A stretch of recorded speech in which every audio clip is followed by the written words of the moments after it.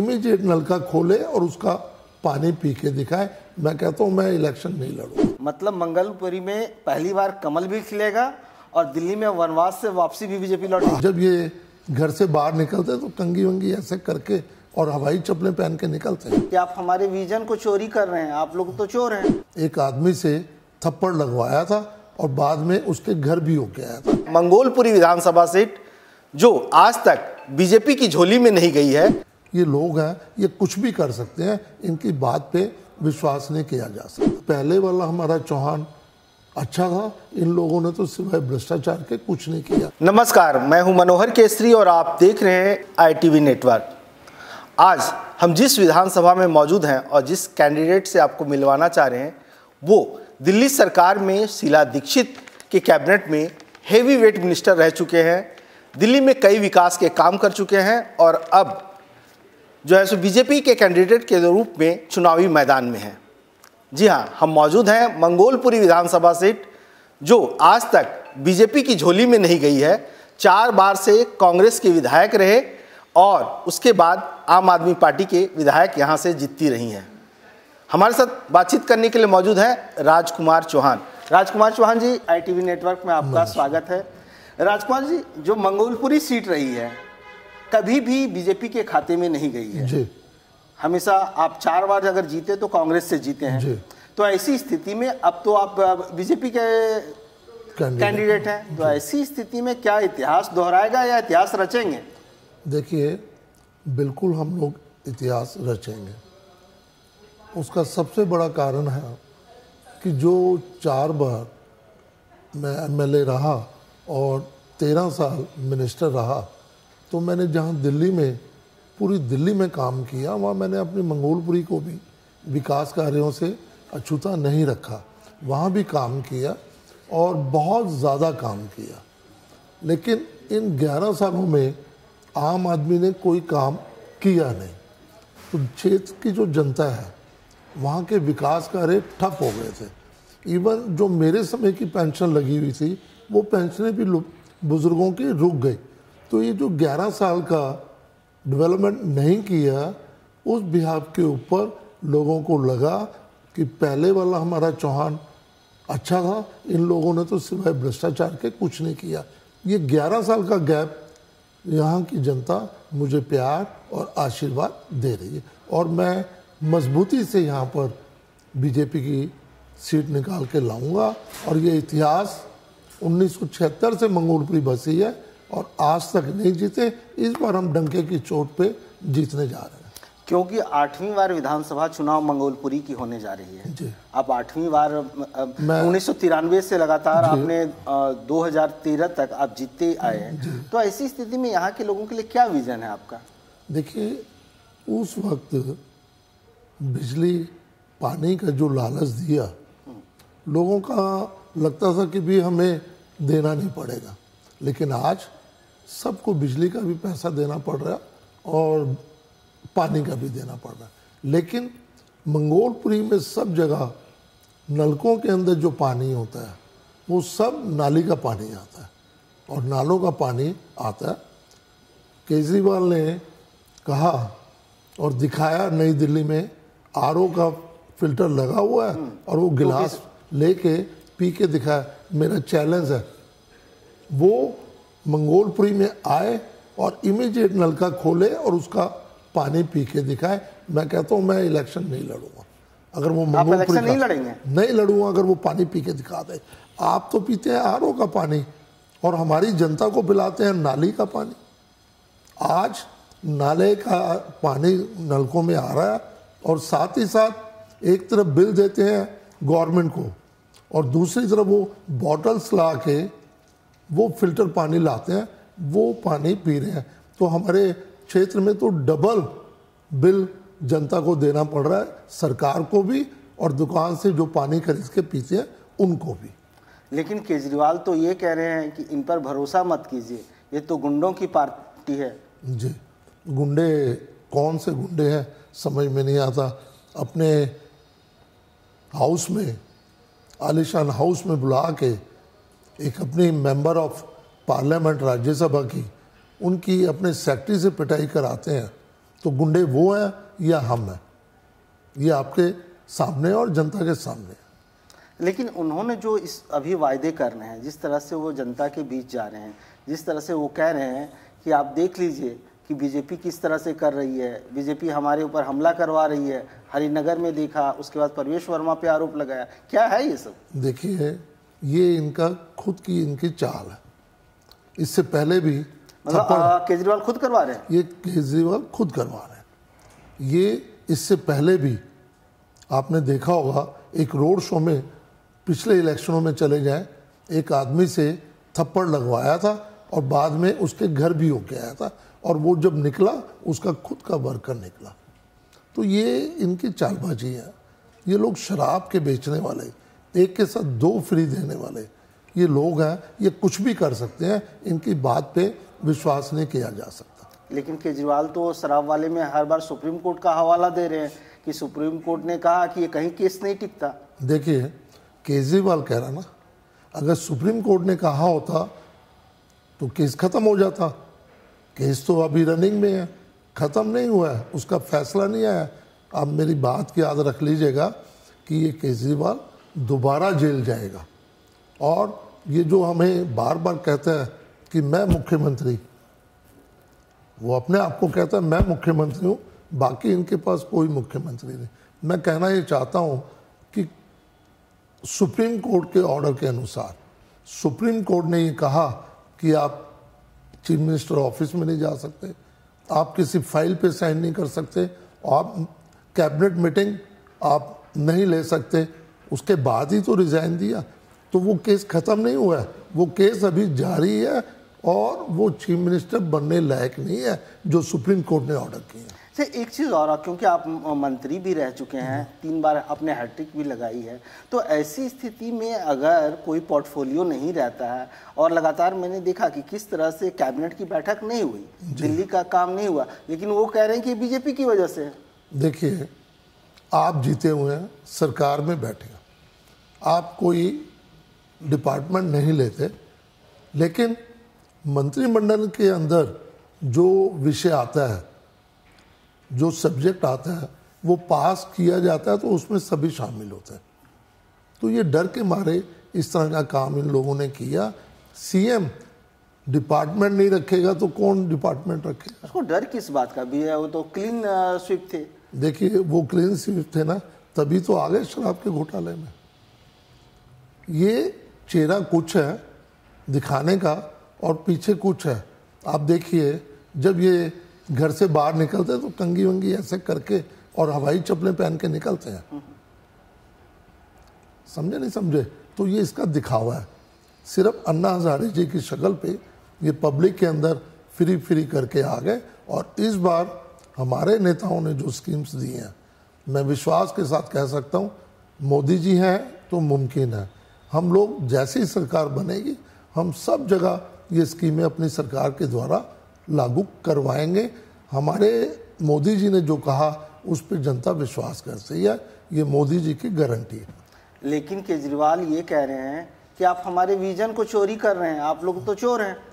नहीं, चोर वो कहाँ से लाया विजन? ये सरकारी चीज़ें होती हैं, ये किसी का निजी मामला नहीं होता। घर का जो भी स्कीम्स होती हैं सरकारी होती हैं, आप समझ रहे हैं? तो सरकार जब जो आएगी वो पिछले जो स्कीम्स हैं उसको लागू करती है और आगे भी करती है। और मोदी जी ने तो जापानी पार्क में रैली में कहा था कि जो पिछली स्कीम्स हैं हम उसको बंद नहीं करेंगे, हम जैसे गरीब परिवार हैं, मध्यम वर्ग के परिवार हैं, उनको किस आधार से, सहूलियत से वो अपना परिवार चला सके, वो स्कीम्स और लाएंगे। हमने ये सारी की सारी स्कीमें लागू करने के लिए मोदी जी ने गारंटी दी है। जहाँ तक आपने मोदी जी की रैली की बात की, आप जब कांग्रेस में मंत्री थे, क्योंकि जब चुनाव होता है ना तो आपके पास्ट, प्रेजेंट और फ्यूचर तीनों बातें अपोजिशन उठाती है, जनता तो तोलती है। तो ऐसी स्थिति में आपके ऊपर भी उस दौरान कई आरोप लगे थे, भ्रष्टाचार के भी आरोप लगे थे, चाहे टिवोली का मामला हो, चाहे कोई और अधिकारियों का धमकाना, तो ये सारी चीजें अपोजिशन उस दौरान भी उठाई। देखिए, कैसे आप काउंटर करेंगे? देखिए, अगर मैंने भ्रष्टाचार किया होता तो मैं भी केजरीवाल की तरह अंदर जाता। अब तिवोली गार्डन की आप बात कर रहे हैं, हमारे पास पब्लिक मीटिंग में या पब्लिक हेयरिंग में लोग आते हैं, उनकी हम सिफारिशें करते हैं। वो उस ऑफिसर को देखना होता है कि गलत काम है या सही काम है। तिवोली का केस बाद में ट्रिब्यूनल के अंदर बैठ में गए तो वहाँ से वो केस बिल्कुल ख़त्म हो गया। यही बात हमने कही थी कि भाई इंसाफ के साथ चलना, ज़बरदस्ती कोई गलत काम नहीं करना, ये मैंने कहा था। और मैं आगे भी लोग आएंगे, अगर मुझे मेरे विधानसभा के लोग चुनते हैं तो मैं तो सबकी सिफारिश करूंगा, ये उस ऑफिसर को देखना है। लेकिन अब देखिए, दिल्ली में आप दलितों के एक बड़े नेता हैं। दिल्ली में 12 सीटें सुरक्षित है, रिजर्व है, दलितों का सीट है। लेकिन केजरीवाल लगातार आप लोग के ऊपर आरोप लगा रहे हैं। राहुल गांधी, उन्होंने कहा कि तो दलित विरोधी हैं, संविधान विरोधी हैं। संविधान की कॉपी भी उन्होंने दिखाई सीलमपुर विधानसभा में जब पहली रैली जो खाली थी। हाँ? संविधान जो खाली कॉपी थी। अच्छा, खाली कॉपी थी, वो खाली आपने देखी कि नहीं? देखी, ये तो मीडिया ने चलाया। हाँ, तो आम आदमी पार्टी ये आरोप लगा रही है कि आप लोग दलित विरोधी हैं, आप लोग संविधान विरोधी हैं। देखिए, संविधान के विरोध में कौन है? मोदी जी ने बाबा साहब अम्बेडकर जी के लिए 5 तीर्थ बनवाए। इससे पहले तो किसी कांग्रेस ने नहीं बनाया, और इससे पहले केजरीवाल ने कहीं नहीं बनाया। बीजेपी की सरकार सेंटर ने 5 स्थानों पे अम्बेडकर जी के तीर्थ बनाए। और दूसरा, जो दलित विरोधी का नारा केजरीवाल लगा रहे हैं, मैं आपको ये कहना चाहता हूँ, यहीं मेरे घर से आप चले जाएं सेक्टर 16 में। सेक्टर 16 में जाएंगे तो वहाँ पर एक अम्बेडकर भवन है, जो कि SC/ST का ऑफिस है। ये ऑफिस पूरी दिल्ली के अंदर SC, माइनॉरिटी, OBC, ST, इन सब की मदद करता था। किसी को मकान के लिए लोन चाहिए, किसी को काम के लिए लोन चाहिए, किसी को एजुकेशन के लिए लोन चाहिए, हर तरह की मदद के लिए लोन सस्ती दरों पे दिया जाता था। आज वो ऑफिस बंद होने के कगार पे है। 130 कर्मचारियों को, जो दलित समाज का ऑफिस है, 130 कर्मचारियों को 10-10 महीने से तनख्वाह नहीं मिली है आज तक। LG साहब के पास लोग गए, मैं खुद गया, तब जाके उन्होंने चीफ सेक्रेटरी से ऑर्डर कराया। और ये आतिशी जी जो अब मुख्यमंत्री हैं, इन्होंने सिर्फ मार्च तक की अप्रूवल दी है। आप जाके उस डिपार्टमेंट को देख लो, और हमारी सरकार आएगी तो उस डिपार्टमेंट को जल्दी, जो SC/ST का डिपार्टमेंट है, उसको हम दोबारा से उठाएंगे। अच्छा, क्योंकि उन्होंने हिंदू पुजारियों को और सिख ग्रंथियों को भी कहा 18,000 रुपये देंगे। देखिए, आज जो राशन मोदी जी फ्री दे रहे हैं, दिल्ली में राशन फ्री दे रहे हैं और पूरे भारत में दे रहे हैं मोदी जी, उसका जो राशन दुकानदार है उसको कमीशन मिलती है। आप ये जान के परेशान भी होंगे कि राशन वो दुकानदार दे रहे हैं, लेकिन 5 महीने से उनको अपनी कमीशन नहीं मिली। 5 महीने से 50 करोड़ रुपया 50 करोड़ रुपया इनसे दिया नहीं गया। ये बाकी लोगों को क्या देंगे? अब जिस तरह पुजारी को और ग्रंथी को ये कह रहे हैं कि 17-18 हज़ार देंगे, मौलानाज की तो सैलरी देते हुए भी प्रदर्शन करते हमने देखा, कितने कितने महीनों से नहीं दी जा रही। वाल्मीकि मंदिर के भी पुजारी हैं। पुजारी सब जगह है ना, लेकिन उनकी बात कर रहे हैं वो नहीं ना, नहीं कर रहे हैं। लेकिन मैं तो ये कह रहा हूँ कि जब मौलानाज को नहीं दी गई, उनके वक्फ बोर्ड का पैसा होता है जो सैलरी में मिलता है, वो थ्रू गवर्नमेंट के जाता है, लेकिन वो उनको नहीं दे रहे। ये इलेक्शन है और इलेक्शन में ये स्टंटबाजी इनकी है कि किस तरह से सरकार में शामिल हो जाए। मैं आपको दावे से कह रहा हूँ कि दिल्ली के अंदर बीजेपी की सरकार बनने जा रही है। और ये जो पंजाब में इन्होंने कहा था 1,000 रुपया देंगे महिलाओं को, वो आज तक नहीं दिया। लेकिन यहाँ तो 2100 देने का दावा वहाँ 1000 नहीं दे रहे, यहाँ 2100 दे रहे हैं। मैं वही कह रहा हूँ, हाथी की तरह खाने के दांत अलग है, दिखाने के अलग हैं। अच्छा, अभी कुछ देर पहले ही बीजेपी की ओर से एक प्रेस कॉन्फ्रेंस भी की गई है, उसमें उन्होंने कहा है कि महिला सम्मान योजना के 30,000 फॉर्म्स भी मिले हैं, वो कबाड़ी वाले को बेच दिया। ये किस तरह का है? किसने दिए वो फॉर्म? वो अरविंद केजरीवाल जो फॉर्म भरवाए वो फॉर्म कबाड़ी वाले के पास चला गया। मैंने फिर आपसे इसीलिए पूछा। देखिए, सरकार का नोटिस आया डिपार्टमेंट का कि ये कोई गवर्नमेंट की स्कीम नहीं। हाँ, ये घोषणा पत्र के अंदर, संकल्प पत्रों में ये चीज़ें दी जाती हैं कि हमारी सरकार आएगी तो हम ये जनता के लिए योजना लाएंगे। उन्होंने दिल्ली की जनता को बेवकूफ़ बनाने के लिए अपना पार्टी का कार्ड, पुजारियों को जाके रसीद काटना, ये उनको धोखेबाजी कर रहे हैं, उसके अलावा कुछ नहीं कर रहे। लेकिन उन लोगों की ओर से जो अभी स्कीम की घोषणा हुई है कि महिला सम्मान की बात हो, चाहे ऑटो टैक्सी ड्राइवर वालों की बात हो, तो वो क्या आपको लगता है कि क्या वो झूठ बोल रहे हैं? देखिए, वो क्या कर रहे हैं वो आप सब जानते हैं। दिल्ली की जनता आज केजरीवाल के कारनामे अच्छे से जानती है। हमारे नेताओं ने बीजेपी का जो संकल्प पत्र दिया है उसमें 2500 महिला के लिए और सीनियर सिटीजन के लिए 3,000 कहा गया, और साथ ही साथ 500 रुपये सिलेंडर देने की बात की गई है, और उसके साथ पीजी तक का जो पढ़ाई है वो फ्री देने की बात की है। इवन किसी कंपटीशन में युवा वर्ग बैठते हैं तो उनको 15,000 दिया जाएगा और आने जाने का खर्चा भी उनको मिलेगा। इस तरह की विभिन्न योजनाएं हमने अपने संकल्प पत्र में कही हैं, और वो अब मोदी जी के संकल्प पत्र के आने के बाद हम तो समझते हैं कि हमारे बीजेपी के कैंडिडेट्स की जीत मजबूती बन गई है।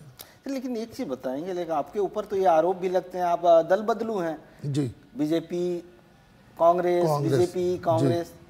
जी। ऐसा क्यों? मैं इस बात को कहना चाह रहा हूँ आपसे, मैं बीजेपी में गया था तो एक बार मैं वापस गया। अब वो इंचार्ज मिस्टर बाबरिया, मैं कोट कर रहा हूँ, दीपक बाबरिया मीटिंग में बैठते हैं, हमें बुलाया जाता है, बोलने के लिए स्टार्ट करते हैं, आप बोलोगे नहीं, फिर बोलना स्टार्ट करते हैं, कहते हैं बाहर चले जाओ। फिर मैं ऐसी पार्टी में क्या करूँगा? मतलब कांग्रेस का कल्चर खत्म हो गया क्या? अब देख लीजिएगा, ये ऑन रिकॉर्ड चीज़ें हैं, मैंने लेटर लिख के भेजा। आपको तो सोनिया गांधी ने भी बुलाया था मिलने के लिए। उससे पहले सोनिया जी ने बुलाया था और उन्होंने मुझे 6 बार इलेक्शन लड़वाए, तो उनका एहसान था और उसी इंसानियत के नाते मैं उनके पास चला गया। अब इसमें दल बदल कह लीजिएगा, इंसानियत कह लीजिएगा, वो आप सबके सामने है। लेकिन घर बुला के दीपक बावरिया ने कांग्रेस की मीटिंग में मेरे साथ बदतमीजी की, तो उस जगह ऐसी पार्टी में रहने का फ़ायदा क्या? आप मुझे बताएं कि मनमोहन सिंह जी कांग्रेस के प्रधानमंत्री नहीं थे, वो देश के प्रधानमंत्री थे और उनका वर्ल्ड के अंदर नाम था। वो देहांत होता है, अभी क्रिया भी नहीं होती, और आदरणीय राहुल गांधी जी वियतनाम घूमने चले जाते हैं। ऐसी पार्टी में रहने का कोई काम है? तो आपने राहुल गांधी से कभी मिलने की जहमत नहीं उठाई? मिलने की जरूरत भी नहीं। वो किन से मिलते हैं? वो किन से मिलते हैं? असम के जो चीफ मिनिस्टर हैं वो इनसे मिलने आए थे, कुत्ते को बिस्कुट खिला रहे थे, उनसे मिलने की जरूरत, अच्छा, बात करने की जरूरत नहीं समझी। लेकिन अब तो चुनाव में कह रहे हैं कि बीजेपी वाले जो है सो जातिगत जनगणना कराएं, ये लोग खुद भ्रष्टाचार में हैं। देखिए, जनगणना होगी नहीं होगी ये सिर्फ इनका बयानबाजी है और कुछ नहीं। संविधान की रखवाली आदरणीय नरेंद्र मोदी जी कर रहे हैं, आगे भी करते रहेंगे, और बीजेपी संविधान की रक्षा करती रहेगी। और आपने तो देखा होगा पार्लियामेंट में संविधान को चूम के आगे की स्पीच उन्होंने दी थी, इससे ज़्यादा सबूत हो नहीं सकता।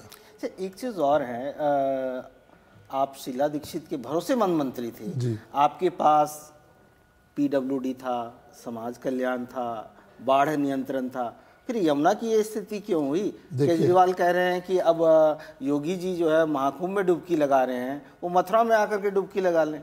देखिए, केजरीवाल साहब ने कुछ किया नहीं।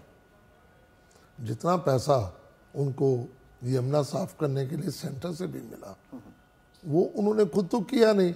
वो दूसरों की तरफ अपनी कमियां छुपाने के लिए योगी जी के ऊपर आरोप लगा रहे हैं कि मथुरा नहा ले या वहाँ स्नान कर ले। नहीं, वो आरोप आपके ऊपर भी लगता है कि आप लोग भी उस समय मंत्री थे। देखिए, उस टाइम मंत्री थे, काम नहीं हुआ, तभी तो फेल हुए। लेकिन आज तो 10 साल से ये है, इन्होंने क्यों नहीं साफ किया? इनको साफ करना चाहिए यमुना को। तो आप लोग जीतेंगे तो यमुना साफ हो जाएगी। देखिए, हमारे जो संकल्प पत्र में जो चीज़ें हैं वो सब चीज़ें हम लोग करेंगे। यमुना जी को भी बिल्कुल साफ करना है, हमारे नेताओं ने कहा है। और जब सेंट्रल गवर्नमेंट और स्टेट गवर्नमेंट यानी मोदी जी की डबल इंजन की सरकार होगी तो यमुना आसानी से साफ हो सकेगी। इसमें कई जगह सेंटर की जगहें हैं और कई जगह दिल्ली गवर्नमेंट की जगह है। लेकिन केजरीवाल तो कह रहे हैं कि हमने एलिवेटेड रोड बनवा दिया, हमने सिग्नेचर ब्रिज को हरी झंडी दिखा दी। मुझे हंसी आती है। मैं पीडब्ल्यूडी का मिनिस्टर था, ये एलिवेटेड रोड मैंने बनवाया। और जो सिग्नेचर ब्रिज की बात कर रहे हैं, वो सिग्नेचर ब्रिज भी पीडब्ल्यूडी का सब्जेक्ट था और वो टूरिस्ट डिपार्टमेंट से बनवाया गया था। ये कुछ नहीं करते। हम लोगों ने दिल्ली की कायाकल्प की थी। 32 प्रोजेक्ट जो रनिंग में थे पहले, उसके अलावा 32 प्रोजेक्ट 10 साल पहले छोड़ के आए थे। उसके अंदर कोई ऑफिसर अपने आप कोई प्रोजेक्ट निकाल ले तो निकाल ले, इनके बस का काम करना नहीं है। इनके बस का सिर्फ शराब में घपला करना, जल बोर्ड में घपला करना, इस तरह के स्कैंडल्स करना आता है, जिसके दम पे ये दूसरी स्टेटों में इलेक्शन लड़ते हैं। आपसे अब 2-3 सवाल हैं। अगर राजकुमार चौहान को मंगोलपुरी की जनता जिताती है तो 2 काम बताइए कि जो आप करेंगे, क्योंकि 125 गांव मंगोलपुरी विधानसभा में करीब आते हैं। नहीं, मंगोलपुरी में 2 गांव आते हैं। नहीं, जो पहले पुराने थे अब तो डेवलप हो चुका है। नहीं, मंगोलपुरी विधानसभा में मंगोलपुरी है, 4 ब्लॉक उसमें नहीं है, वो सुल्तानपुरी में है। 2 गांव हैं, छोटा गांव, बड़ा गांव, मंगोलपुर कला और मंगोलपुर खुर्द। ये जो अब गांव हैं, जो अब है। और उसके साथ साथ सेक्टर 2, 3, 4 रोहिणी, वो मंगोलपुरी विधानसभा में है।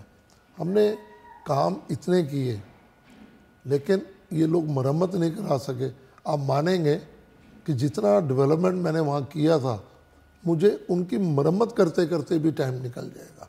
अच्छा। मेरे यहाँ ITI, मतलब उन्होंने सिर्फ चूना लगाया क्या? कुछ नहीं किया।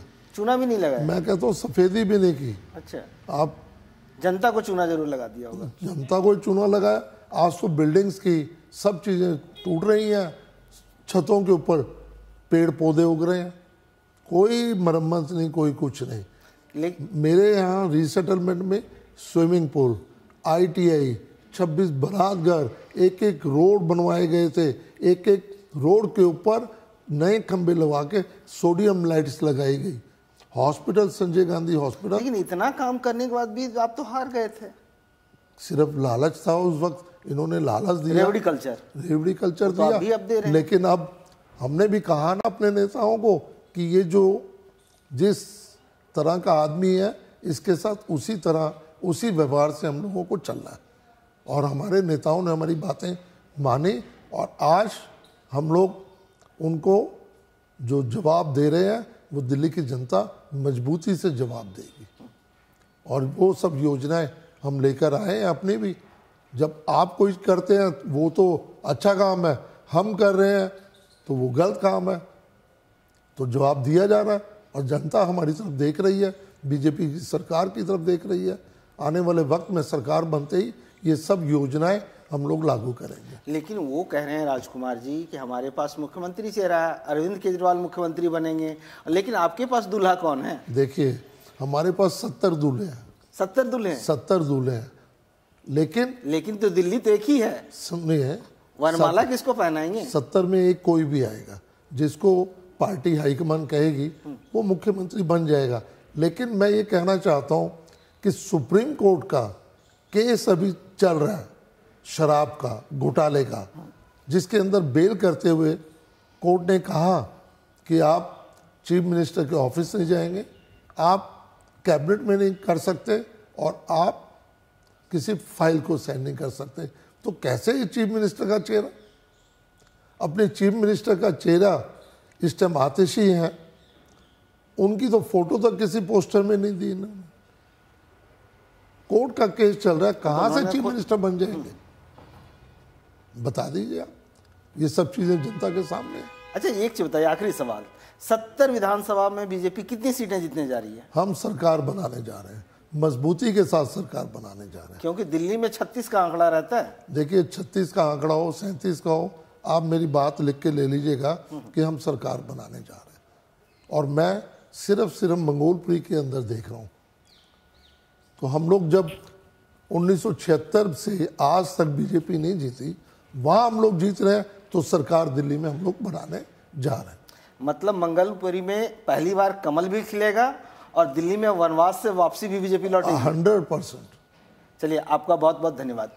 तो मंगोलपुरी से बीजेपी के कैंडिडेट राजकुमार चौहान, जिन्होंने खुल करके हमसे बातचीत की और उन्होंने कहा कि दिल्ली में हम सरकार बनाने जा रहे हैं।